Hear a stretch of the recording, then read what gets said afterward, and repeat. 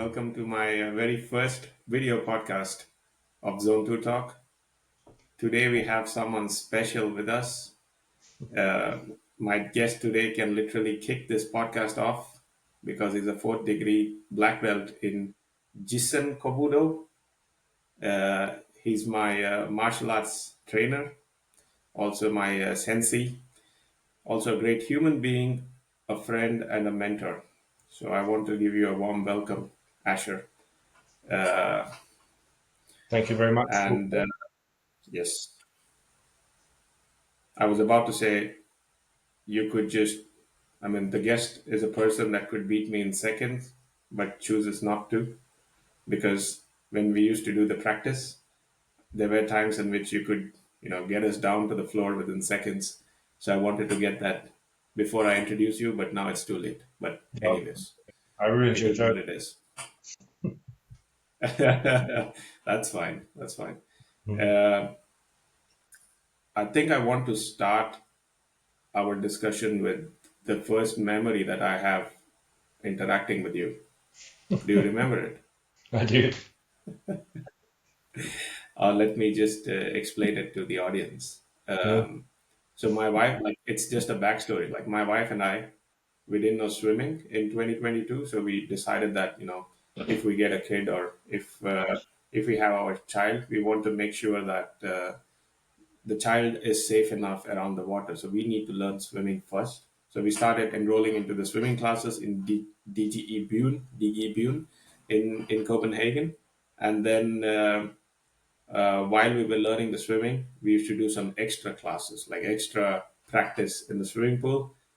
And on a particular day, I was doing my breaststroke.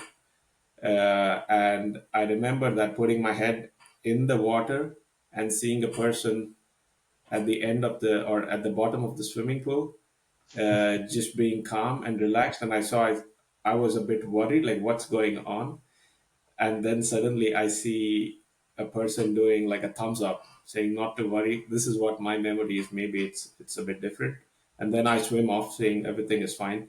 And then I meet you in the sauna room, and then we have a conversation about what was that and what's going on. Do you Mm. remember it, Asher? I remember it. Yeah. I remember it slightly differently. Or yeah, you see Okay, everybody sees things through their own eyes, right? But yeah, exactly. I was just practicing holding my breath at the bottom of the pool, which I'd always been very bad at. So I was just practicing that. And then I saw this man suddenly glide glide above me, and as he did so, it was like he gave like he went into shock, or like his body language showed that he was like worried about what was going on with me at the bottom of the pool. So I waved or gave a thumbs up or something. I believe we talked in the pool though before the sauna. Like I believe we were hanging out on the edge there, and I met your wife. We were just talking shortly. But yeah, that was funny to Yeah, see reaction. and that was the first time I saw anyone do that. I don't know if people do that often in the swimming pool, Mm. uh, but yeah, that was interesting. And then we met in the sauna, and then we had an interesting discussion about how I want to learn martial arts for the self defense Mm. part of it. And you said you actually teach martial arts, and that was like a huge moment for me because at the same time I wanted to learn martial arts, and I met someone who wanted to teach martial arts. So it was like it was meant to happen. Like It was I meant it to was get destiny. taught by you. Yeah, yeah, it was destiny exactly. Yeah. And then I remember we having an agreement that just come down to my dojo, which was in Fakespeare Park, and then let's start training. And then I remember that I went in, I met our friend Bashir, or am I saying his name wrong? Uh, Beat and Barat. then Mm. Barat, yeah, exactly. Sorry, I'm saying his name wrong. Yeah, Barat. And then Barish, it was Barish, two of us, sorry, I remember. Barish. Sorry? Sorry, it's Barish. Yeah, Yeah, Barish. yeah. Yes. We both got, Yeah. And then we did this prayer in front of the, like we did a warm up a bit, and then we did the prayer in front of this massive tree, which Mm. was like super nice thing for me to get introduced into martial arts, like getting to know the routines and getting to know the culture. Is there any meaning, like intrinsic meaning of doing this prayer before we begin uh, the Yes, journey of martial arts? there is indeed. I mean, the prayer is a ceremony. Um, it's actually a Shinto ceremony, so it relates to Japan's heritage of a mystic religion, right? Um, what the meaning of the prayer is to connect with nature and to connect with the divine spirit in the universe, right? And what the prayers speak is the acknowledgement that when you are true to yourself and to others in your body and in your mind, then you will be blessed and protected from the highest spirituality. And that is the prayer that the master recites. And then afterwards, the students also repeat after the master, saying which is even more ancient than Shinto. And the saying is actually not modern Japanese, it's some kind of ancient spell. And I've never been able to uncover the actual origin of the saying. But Shikin Haramitsu Daikomyu is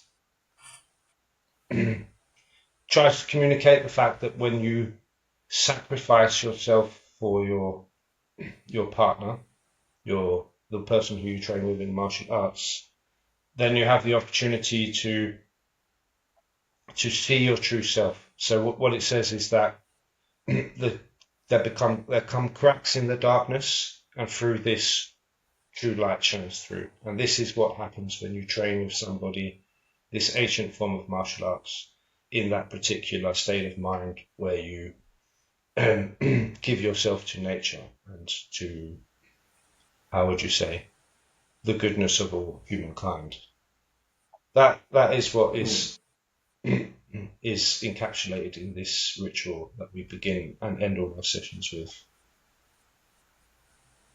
And for listeners, I think what you mentioned was Shikin Harimitsu Daikomen, right? If I Di- remember it correctly. Dicom, That dicomu. was the Daikomyu. Yeah, that was how we started. And is it important that we have this tree? Because for me, it was like a way of like having some higher power. Whenever I did this prayer, the tree was Mm. like something that I said, nature, we are here as one, and then we started the training. So is it important that it needs to be this tree, or is it anything, any form of an object can be considered as spiritual, and the prayer can be done in front of it? Well, it's a very good question because it reminds me of a situation I had once where I had invited an instructor from Switzerland to come and teach my class in Denmark, to come and do a weekend seminar. This was before you joined my dojo, and while I was still an instructor of the Kan organization, which I later left. But I'd invited another instructor to come and teach my students, and he brought some of his own students along. Some people came from Sweden, from Finland, and around the place. And I had always trained outdoors. Apart from a short period of time where I rented a dojo space in the center of town. But this was an Aikido club, so they didn't have a shrine in their dojo. And in traditional martial arts, Aikido is a modern martial arts from Japan. So in traditional martial arts like Bujutsu or Kobudo, you typically will have a shrine in the dojo. So it's a Shinto shrine. And that is normally the object of your prayer. It will be there is a kami, a spirit that resides within the dojo and resides within the shrine. So you ask that spirit for protection while you're training and for enlightenment, insight, and so on. And so we were training in a karate dojo on that for that seminar. And it was just a place I rented sometimes for weekends when we did seminars. And there was no shrine in this place either. And I proposed that we did what we always do. We find some object in the room which is most representative of spirituality. So this could be a Japanese flag, a sword, or a picture with some saying on it that has to do with martial arts. Just a place to focus your energy and do the prayer. And That my fellow instructor said that he thought it was wrong and that you could not perform Norito, the bowing ritual, without the proper Shinto shrine. And I objected to him, and I said that Shinto originally was without churches, and it's a religion without books, so it can't really be called a religion. It's more an understanding of reality, or a way to approach reality. And in the beginning, there were actually no shrines, and shrines were built out of very natural objects like tree stumps that was gradually conformed into a spiritual object through sacralization. And my way of bowing to trees in nature is just a representation of the original form of Shinto, where is everything is animated, everything has a spirit, everything in nature, rivers, trees, rocks, birds, animals, humans, the wind, all the elements. So for me, this is just a way of bringing martial arts and Shinto back to its true natural origin, which says that we don't really need a church or a shrine or anything to direct our spiritual attention. All we need is our spiritual attention and to be in relation with a world that is spiritualized. So the that's a tree, very well. sorry, the No, tree is continue, Asher. the tree is a controversial object for the way you practice traditional martial arts today. So I'd say the modern appropriation of traditional martial arts doesn't really accept that. But if you explain it to anybody practicing, they should understand that it's actually even more proper.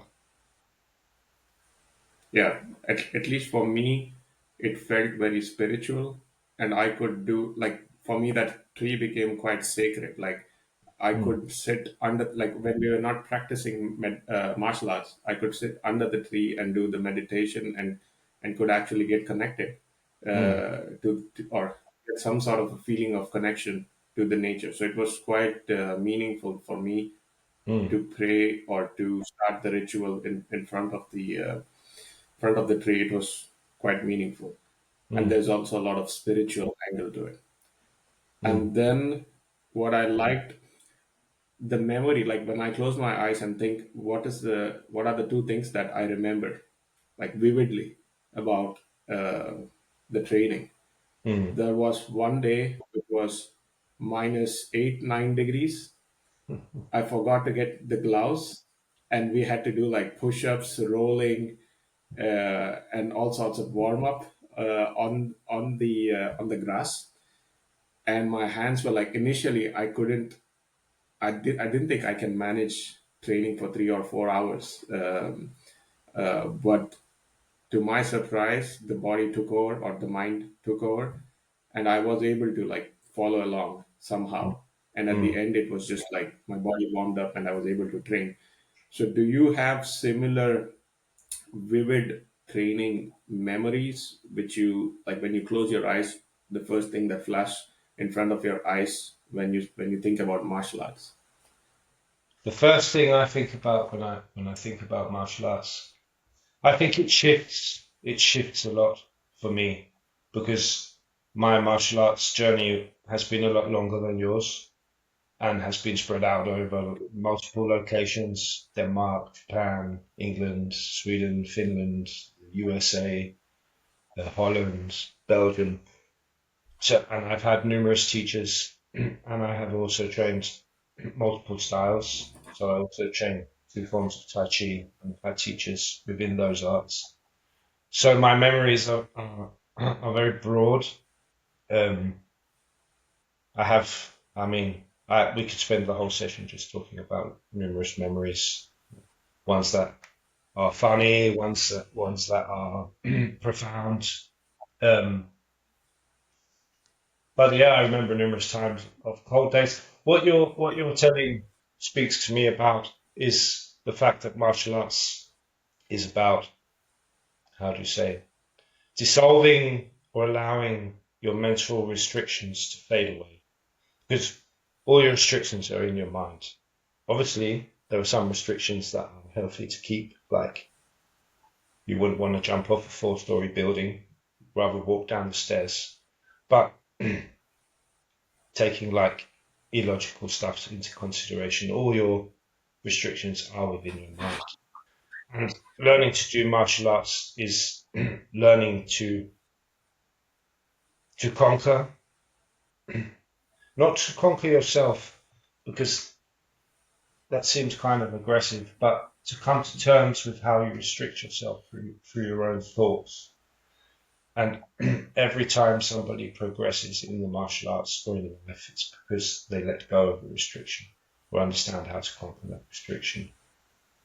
And every training session should be I about learning to not be controlled by your restrictive thoughts.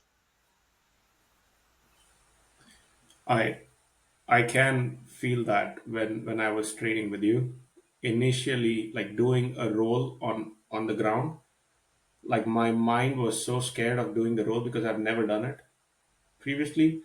So like letting go of that fear and Mm, doing the roll like was one of the important life lessons, I would say. Like now mm, I am like I'm not very good at rolling, but I am like there's no fear. There's no concept of fear when I'm doing the roll. I know exactly what will happen because mm, I've gone through it like a lot of times, right? mm. So I can relate when you say the constraints. For me, mind was one of the big constraints when I started the journey, and I think it's quite important for anyone who wants to pursue martial arts that mind would be your biggest enemy, and that Yes. would prevent you from doing that journey of or putting it as a part of your lifestyle, I guess. Mm. um, And but it's if I have to take, no, yeah, no, go ahead. Go ahead. no, I just wanted to take a step back and just try to understand like what made you pursue martial arts. Like if we need to understand my sensei a bit better, Mm, like I want to know, what was it always the interest that you had since you were a child, or there was some event that happened in your life which led you mm. into this path? Okay. So it's part of a longer trajectory. Um, I was always interested in martial arts from a very young age. And I think I saw your questions, so I think we'll also move into some of the other questions and answer some of them with this story. So I grew up in a South London ghetto, um, place riddled with poverty and drugs and violence, and not many opportunities for kids and youths to break their social, how would you say, their social heritage. My next door neighbor, I was 6 or 7 and she was 17, and she was a brown belt in some style of karate, I believe. And she was also, boxing, had weights and stuff. And she soon sussed out that I was very dedicated and interested in martial arts, and also quite talented with my body. And she wanted to teach kids in and around the neighborhood.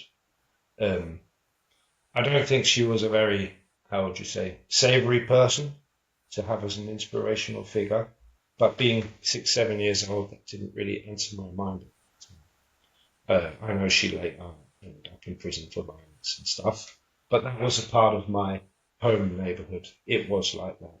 But she taught me martial arts from the beginning. She made like my first hakimachi, and do some like Japanese stuff on it, and helped me buy my first gi.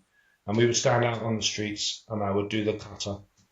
And after every period of time, she'd give me a new belt. And then she told me to go to a real club and get my certifications because her club wasn't, how would you say, official. It wasn't sanctioned. So I went to a club and it was like 200 kids in a small room, and some big guy from school, he recognized me from school. He was a few years older and he had a red belt on, and I had to go and put my white belt on, even though she had trained me up to become a black belt. A blue belt. And the ranking system was white, red with one stripe, blue. So I was just like 2 notches over him, but much smaller. And he started chasing me around the room, and I got scared, and I thought he was going to beat me up, and I was just running and evading him and dodging, and he was catching up with me. So I got tired of running, and I thought, oh well, I'll just jump up and do a spinning back kick in his head, and that should stop him. And I jumped up in the air and then spun around, and I kicked him straight in the nose, and blood just sprayed everywhere. And at the exact same time, my new sensei walked through the door, and that was what he saw. He just saw me jump up and give this guy a spinning back kick in the head and blood spraying everywhere.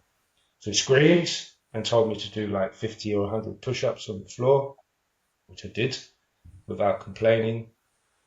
And I believe I did the class, and then when it finished, I told my sensei I didn't want to train in clubs, I just wouldn't train with her because it was better. It was a waste of time being there. And she agreed, and I felt like in my essence in the martial arts, it was something that I did that no one else did in my neighborhood. They were like football and skates and computer games and smoking cigarettes and stuff, you know. So unfortunately, my father went bankrupt, and we moved to Denmark when I was 10. So my training stopped, and I was very enthusiastic to get some of my new schoolmates in Denmark to join me, and I could train them and we could do sparring and stuff. But nobody wanted to do it. They just wanted to do handball and football and badminton and stuff.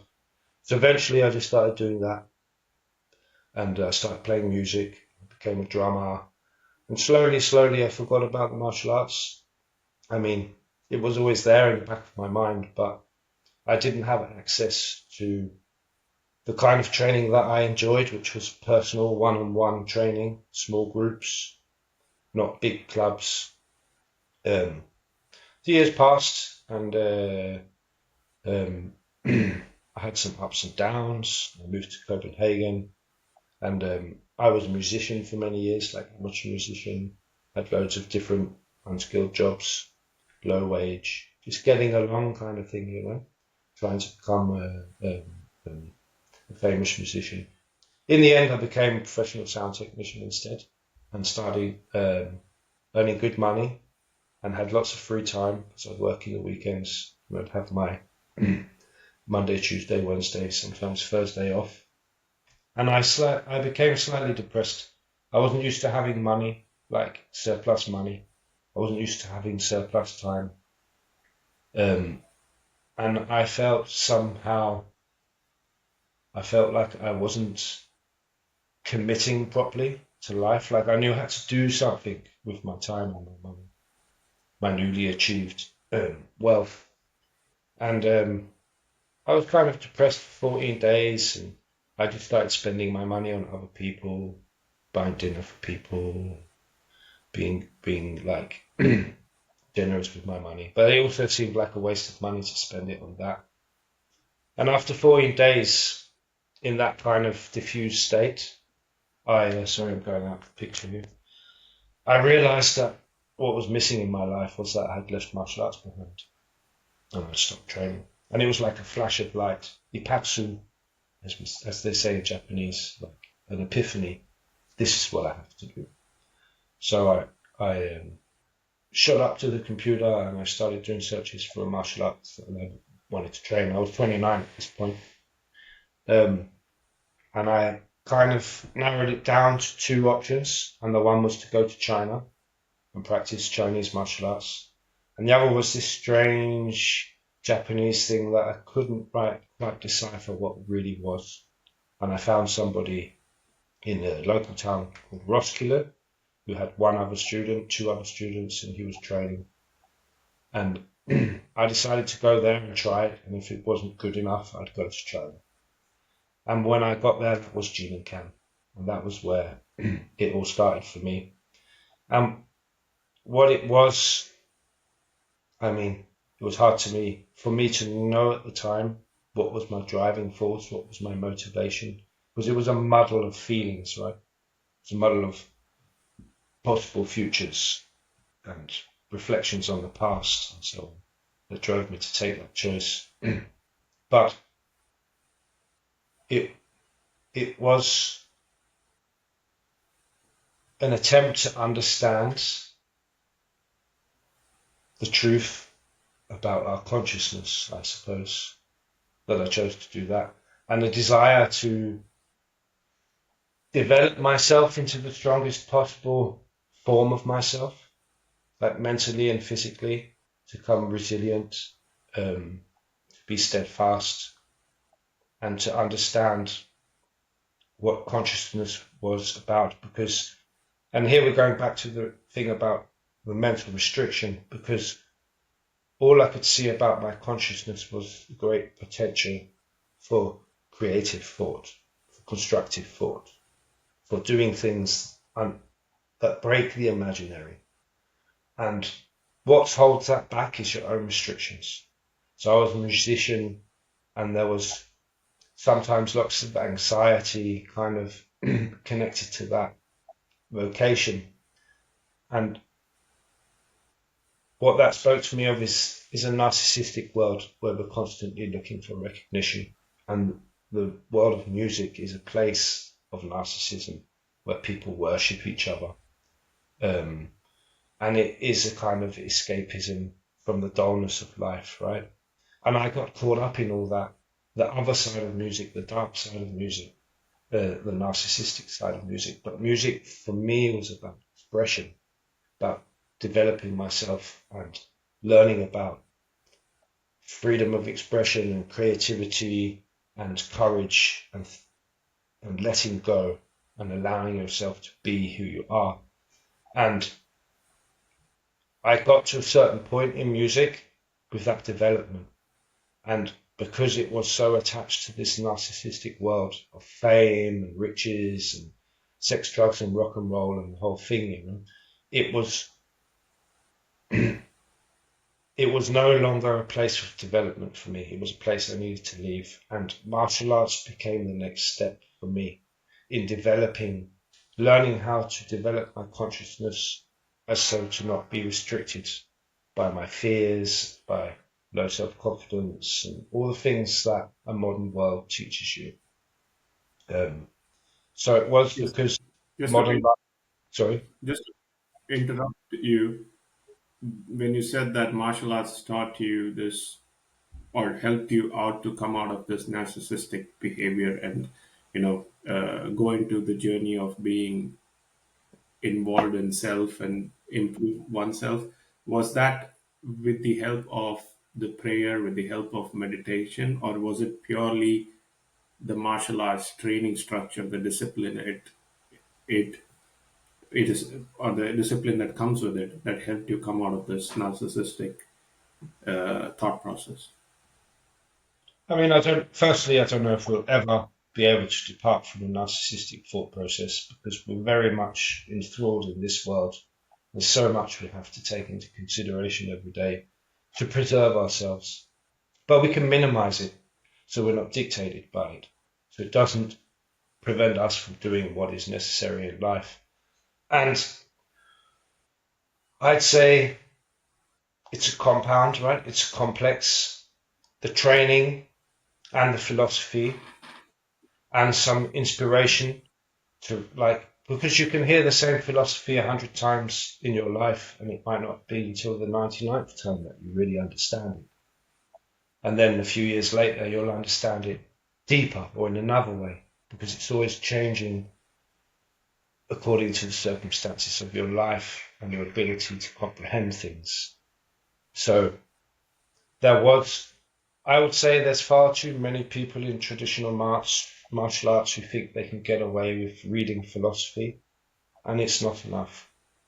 When you're young, I mean, at least until you're 50, you need hard physical training because it's encapsulated in, say, a phrase called tanren in Japanese, which is the process you have to go through to make a Japanese sword, where you take iron, which is impure, and you put it through the furnace, and you hammer it with the hammer on the anvil, and through that process, you're cleansing the iron to become steel.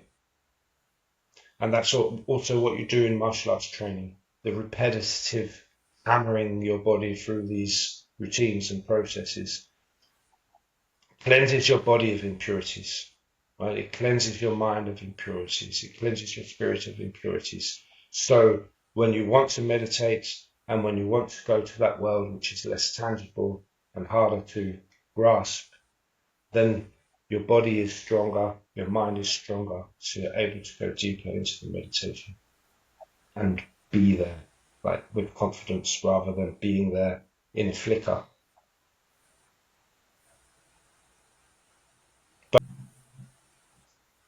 Sorry. I remember you teaching us the concept of motion, uh, and I remember it vividly because that concept influenced me a lot. And what I liked the most about it is you taught us. This was like in the midsection of our training, wherein you taught us a lot of katas, and you said that now I am the attacker and I will attack you in some form. So you should not expect what I will be attacking you. You have to Mm, be in the state of nothingness, and then when the attacker attacks you, it should be a muscle memory, or it should be your instincts that should take over, and and try to respond to it. So it is very difficult for a beginner. So when we practiced it, it was very difficult for me. We used to get hammered when you were the attacker because we didn't know what was going on, and our muscle memory didn't pick it up, right? But for you, when did you achieve the state of motion wherein you are like, okay, now an attacker, if they attack me, I'm able to defend myself. I have that confidence. I have the control over my instincts, which would reflect also in that meditative state of you being in that narcissistic zone. You came out through the martial arts. You did, like you said, you hammered the iron a lot, and now you are like a like the like the perfect version of what you want to be. Um did motion help you a lot in that journey? mm. There's some myths I would like to to demystify. Firstly, Mm, enlightenment is not a constant. Like this is some conception that we have because of the way people write about enlightenment in religion and spirituality. It's seen as something you achieve, you acquire, and then you have it for the rest of your life. But I don't believe it is so. It, enlightenment is like eating is to hunger. Enlightenment is to despair what eating is to hunger or what drinking is to thirst. You need to quench it every day. You need to check your enlightenment every day because the world is constantly moving and the world is constantly challenging your ability to stay in an intuitive state, we would say like this. So the mind objectifies. This is this is necessary for survival because we need to learn how to make food and how to communicate and how to achieve certain tasks or we'll perish, right? But if objectification takes over, become these pre-configured robots that do everything according to a way we've done it before or a way we've been told, right? And this kind of state of being doesn't help you adapt to anything, right? Because people are fluid. Like you can't just treat everybody in the same manner. Some kids need a little bit more attention. or they're going to get lost in life if you don't give them a little bit special attention, pay attention to their needs. And I think we try and go through life by planning, by trying to make sure that trying to control misfortune and trying to control bad luck, right? And that's a very natural thing because we don't want bad things to happen to us. But often when we're preconceived on how to evade bad luck and misfortune, then we invite it into our lives even more than we would if we wasn't so afraid. So the situation you are in when somebody attacks you with a knife and you don't know what they're going to do is exactly the same situation as if you're going to a job interview and you don't know what they're going to ask you. You don't know what they're going to think about your personality. Or if you decide to approach a beautiful woman because you want to get to know her or something, you have no idea how she's going to treat you. She might be very, very nice and give you a lot of self-confidence, or may be extremely vile and attack you and be very unkind. And for you to navigate all of these situations in your life, you need to be flexible and you need to be not preconceived and you need to now we're talking, it's spontaneous. We had a few questions because we wanted to structure a little bit of where we were going and so on. But we know our communication will not be exciting. If I had written every answer down and you had written every question down and we just read it up to each other, or if I tried to memorize what I wanted to say and when I was talking to you, I was just trying to relay what I thought about yesterday. That's that's like, it's a very robotic and schematic way of living that some people attach to because it brings comfort. And we need some of it because we do need some kind of order in life. But for me, the greatest strength comes through that spontaneity and to retain, like, to retain a state, I call it a state of flow. You have to be extremely courageous. You have to trust in yourself.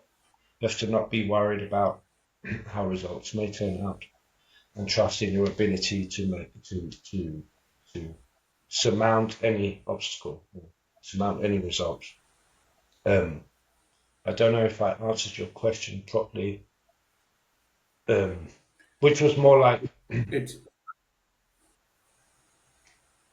what the good point that I like got from that was you said that this podcast is also somehow related to that motion state wherein we did discuss what we are going to talk about, but now when you are in the state of flow, it is just how we do the converse, how we respond to each other. Like you have a certain topic in mind, I pick that topic, I process it, and I ask you some things. So the podcast has got like a certain state wherein we are in that motion state wherein we don't have preconceived questions and answers written down. It's just the state of flow, right?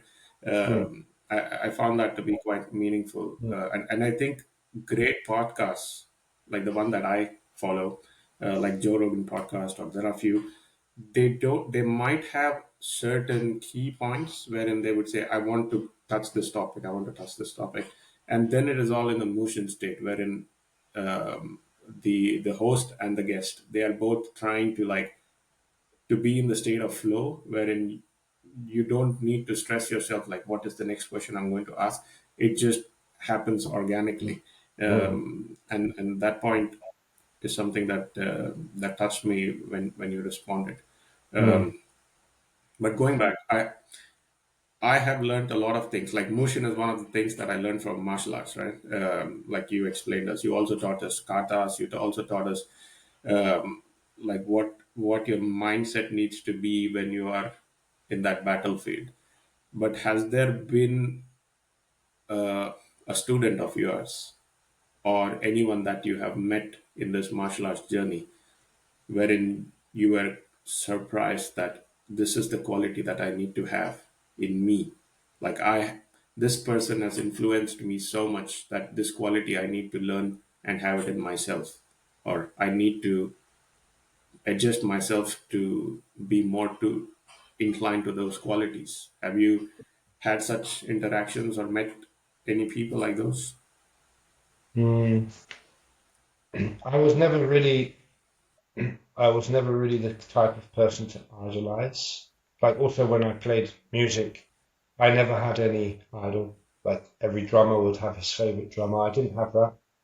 Um, I always was inspired by what people did, rather than who they were. I think I've met lots of people during my martial arts career and otherwise who have had qualities which I wish to learn from them. Like Unsui Sensei in Japan was very dedicated throughout his entire life, 50 years of martial arts practice, and very dedicated to his students. Um, I think that kind of stability was inspiring to me. There are people that have been incredibly strong, or strong-willed, which have had great impacts on me. Other people have had, like, my very first teacher was very, he was very controversial. He would challenge things a lot, and he would challenge the way of training a lot. And he would always say, "Are you training for an organization, or are you training the art?" And he was constantly reminding me that the art was older than any organization that teaches it, and any kind of form of teaching is always an interpretation of the original source. So there's lots of things like reminding you of how to perceive martial arts and reminding you of which qualities to develop to become a strong person. But I think like myself, I never was disillusioned, maybe when I was younger, but at least not in recent years, by the fact that you should be able to obtain some perfect state. We are alive, there is no perfect state. And I think that was also what I saw in everybody who could become my idol, but who I just appreciated for a certain quality, because I could see they are not more perfect than I am, but they have developed this quality because of their vocation. And that doing that, being committed to something, that has always been like a great inspiration for me. Okay, that's good. And for me personally, the one thing I learned from martial arts was the constraint of the brain. Like, be in motion state, your brain will always try to say, "Don't do it," but you have to overcome. And those are some of the qualities that I got, I would say, from you as well as from the martial arts. Like, you pushed us in certain things wherein we didn't want to roll, and you said, instead of doing 10, we do 50 today. So we had to like break that boundary of being in that uncomfortable zone, and embracing being uncomfortable. That was also something new to Mm, me. And generally, I used to train for 1 hour, and I would consider it to be like, okay, I trained well today. Not from martial arts, but let's say physical exercise.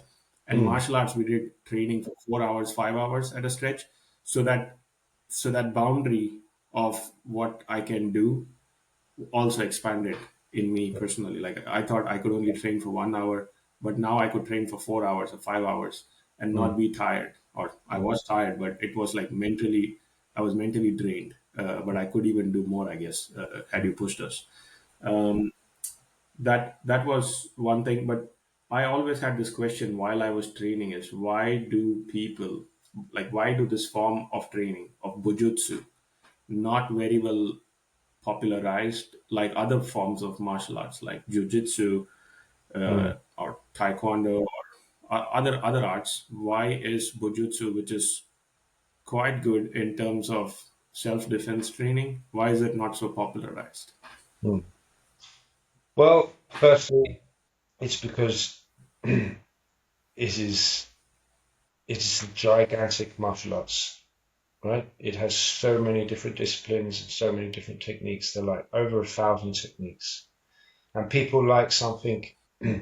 that is overspooled. How do you say in English? Something that they can control a little bit easier. Like they can see the end of it. They can see if I train that and that and that, I'll get a black belt.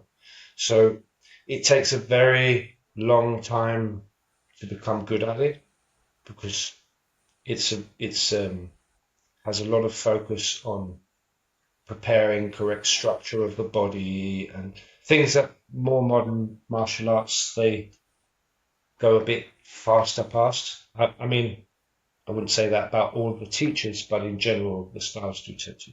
But there may be teachers in other arts that are very, very much focused on developing a good structure in the body and in the movement before proceeding, right? Another thing is that because of that, it's hard to access and takes a long time to learn. And the training form can be, for people who like action, it can be a bit dull in the beginning because it's slow and it doesn't feel realistic and you feel like you're doing these choreographies and stuff. And a lot of people don't understand where that training will take you once you become proficient. So it's very much because it's hard to imagine what it's going to be in a year when you begin. It's like, what is this? And the training form can feel very strange for people who are used to training more directly. And then because of those two things, you don't get a big community. And what any martial arts club survives on is a large membership. Because the large membership attracts new students. You don't actually have to pay attention to new students because they will be included in a community. They'll already be learning from all the other students that are standing around them. So that gives a quick sense of inclusion and a quick sense of being able to progress through something. And then you see there's a white belt, there's a red belt, there's a blue belt, there's a green belt, there's a brown belt, there's a black belt, there's a second dan, there's a third dan. You see them all next to you. So you can picture each step of your journey, right? But when you come to a club like mine, where I train a small group of people for 3 or 4 years, and then something else happens in their life that makes them have to leave, and then when the new student comes, he can't see, if like all my students were still here, then when a new student came, he could see the line of progress through all the other students, and it would be much more tangible for that person to begin to kind of plan out his progress, right? So it takes a lot on the practitioner. You really, really, really have to want to do this kind of training. Hmm. But with like with the modern technology, and like for me, it is difficult after being a parent attending 3 4 hours of sessions, but I still have the passion in me to learn martial arts. So Mm. is there any technology that you can avail wherein, let's say, you record something and then you push it out to people, and then they can train it by themselves, or if they want you to personally coach them while they're training, you can like have one-to-one sessions with them virtually, right? I know it won't be that good like training in a dojo, or like how we did. The camaraderie won't be there, but is there a possibility of such technology being used to popularize Bujutsu? Because I personally feel that there's a lot in this martial arts technique that can be explored, and people would be in awe when they start learning it. It's just that it's not been highlighted enough, I feel. I think you can What learn do you? from videos. I mean, you can learn from watching somebody do something and explain something, and that is what happens on a video. But you can't ask questions, and you can't ask for feedback on your own movements. And a video is also a frozen picture of something. Like when I teach you a technique 10 different times, I will say 10 different things and you will hear 10 different things. And because of that accumulation, you understand what it's all about at the end, right? And that's very hard to get off a video. But you can, I mean, you can go so far. I used videos to support my training, but because I had close teachers, regularly, or at least at intervals that weren't too far between them, then I could always relate what I was watching in a video to something that had happened in the analog world, if you say this. Um, so I think videos are not good for beginners. Videos are good for masters. But if you haven't got access to martial arts club, then training will get you further in a video than through nothing, right? So you work with what you've got. Um, it's very hard. I mean, people have a lot of ideas. Like lots of people have said, I should do a Facebook, Twitter, and I'd get more students. But when I was in the Gene and Can, I actually had the same amount of students as everybody else, and they all had Facebook and stuff, and I didn't. So I don't believe in the myth of social media. Like people say, make a podcast and speak about your thoughts and put it online, and everyone will listen to your thoughts. But there's so many people doing podcasts online now. It's a jungle for someone to find your podcast or your martial arts video or your martial arts club. It's like you might as well have nobody Right. on. It would be the same in the end, right? Yeah, but it's important. Like for me, I completely align with the amount of content that is out there, and I also have this thought that who's going to listen to this podcast, right? But then I've started like my journey of this podcast is with a purpose, and the purpose is I like to talk to interesting people, and I want to talk to interesting people. And it could have easily been me and you talking like this conversation in a pub or in a place wherein we have coffee or beer. Yeah. Sorry, I couldn't hear you. You In a said? swimming pool. In a swimming pool. Yeah, oh yeah, in the swimming pool wherein you're under the water and meditating, and yeah, no, but we could have easily had this conversation somewhere else. But I just wanted to have that recorded because Mm, then, if there are people who are interested in martial arts mm, or want to like somehow stumble upon this video and want to hear something interesting about Bujutsu or want to hear something cool, they can either contact you, contact me, and mm. then I can redirect them to you, and then you have someone who's passionate about martial arts coming to you, right? Yeah, sure. And it's also about knowing your journey because you are really good at what you do in martial arts, at least in my eyes. I'm no one to judge, right? But based on what you taught us, Mm, it felt that you are on that expert level wherein you have so much information within you that it is like it's an injustice if it just stays within you. You like you taught us and mm, you got us into that uncomfortable zone of you need to roll, you don't need to teach us to be a black belt in martial arts, but like these small increments of doing the mm, rolling or doing push-ups or these are some of the qualities that help me right now while rolling. Like if I fall down, I can roll properly.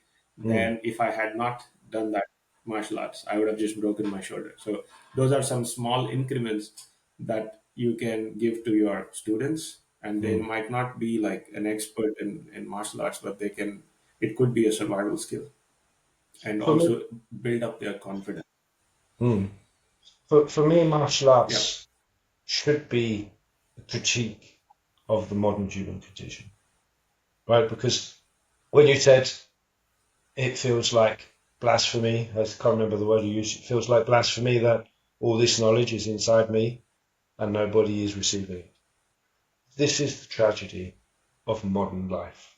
Because we've become so obsessed with generating knowledge in our attempt to understand the world that we've thrown away all the good knowledge we had from other places before, from other cultures and other times, who did, who produced knowledge in other ways through their bodies, through feeling and so on. And these are ways of producing knowledge that we no longer accept, like in the scientific world. Of course, there's many, many, many people in quotidian life, in everyday life, do who are attracted to these ancient forms of knowledge. But most oftenly, it's reappropriated into some form where it's kind of been watered down, where the full the full body of knowledge is not passed on in the way it was. And this is not necessarily the teacher's fault. This is just an effect of knowledge traveling from place to place through time. Things get lost, right? So I don't see it like I have loads of knowledge that the world isn't receiving.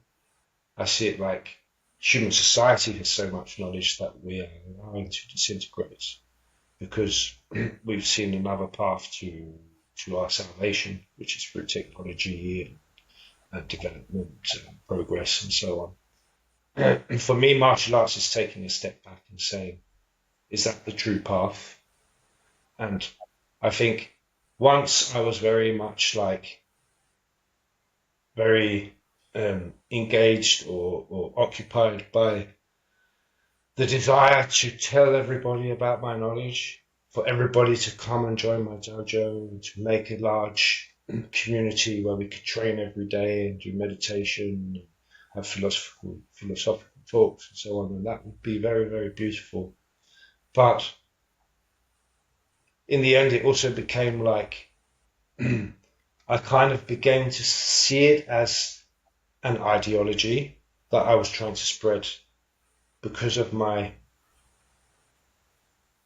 dissatisfaction with how fast the world is progressing, or how slow the world is progressing, or how fast it is degressing. And what I mean by that is a true master just holds his knowledge. He doesn't try and oppose it on the world. He lets people come when they are searching and then passes it on freely. There has no need to save the world, save every human being. That is that is the domain of religion and politics. These things are all trying to save the world from their ignorance or their vanity or their sins or whatever. And I'm not critiquing that. Maybe we need a path to salvation. But for me, to become non-aggressive, for it to be like guaranteed that we do not cause pain with our ideologies and ideas about how the world should be, we never enforce it on them.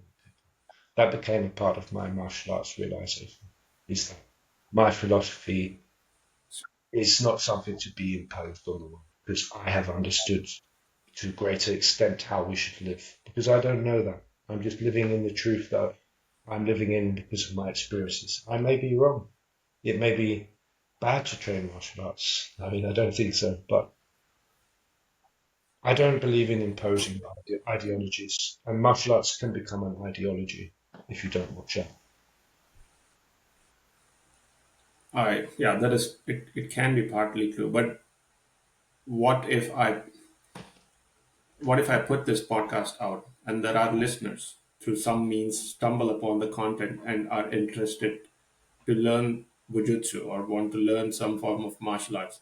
Are you still open to training Yeah, these days, or sure, do you have any other thoughts on that? sure. No, absolutely. I will always teach. I mean, I will always teach. Obviously, as you get older and have taught to lots of people, you also become a little bit more demanding, right?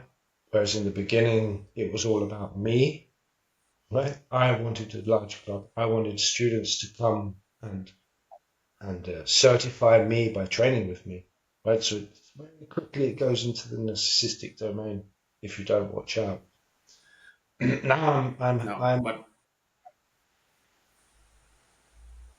I feel that like you have a certain perspective of martial arts, but you did influence people like me, or I can speak for Yakub. Like we were quite influenced with your training approach, your training methods, and it was quite meaningful for us to spend that time.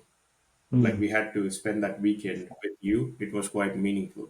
But the only thing that I would have to tell people who are interested is that it needs to be a part of the lifestyle. Like you can't just attend 2 days and then say I quit. It needs to be done every day or a dedicated time for that, and it needs to be a part of. a lifestyle if this needs to be improved. And it's quite helpful for them to know that we are still open to teaching, right? And we can mm, provide that information, how they can contact you in the podcast, maybe in some description or something.